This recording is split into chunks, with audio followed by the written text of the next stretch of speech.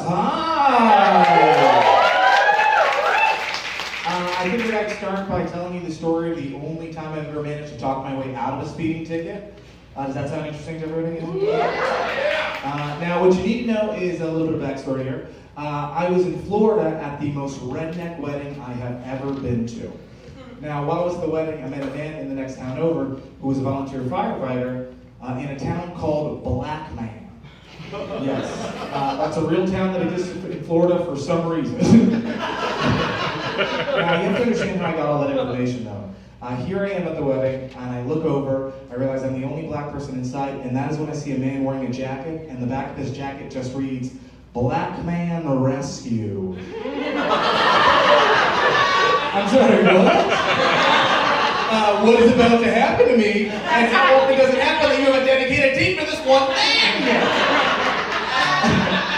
So I, of course, immediately had to talk to that man, and it turns out the town of Black Man, 5 minutes away, so I immediately drive to Black Man. And let me tell you, it was exactly as I imagined it would be, you know. It was the Black Man City Hall, the Black Man College, the Black House. You know, it was a real normal town. But here I am, probably too excited about the whole thing. And that is when I see the blue lights popping around me, and I'm like, oh no. So I go ahead and pull over, and I'm trying to think of something I can say or do to get me out of the speeding ticket, and that's when it hits me.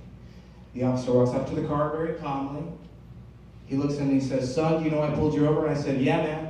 It was on the side of your car. Black Man Police." He laughed, I laughed, he laughed, and he was like, "You get out of here!" It was the greatest day of my life. All downhill from there. Now, a part of what I love about comedy is like all like the little conversations and things, like the people that you meet and the situations you end up in. But occasionally you will have some weird interactions.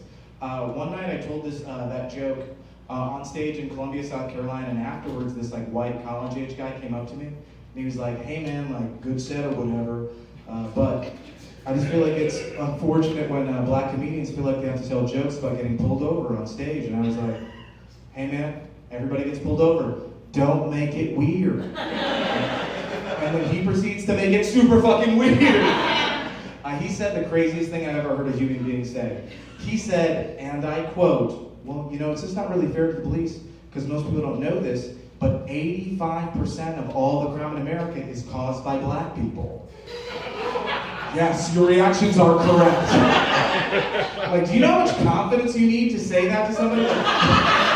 Like, if I had half the amount of confidence that guy had, I'd be able to go to the supermarket by myself. Oh. But I feel like me saying 85% of all the crime in America is caused by black people is such a wild statistic that you didn't quite understand it when I said it, right? So allow me to explain it to you in another way. Now let's say that we live in a world where every time that you open a bag of Skittles, it could be all M&Ms, right? Now, you get the plan that you're going to go to the store over the course of 100 days. You're going to go into the store, buy some Skittles, take them home, and open the bag and see what you got.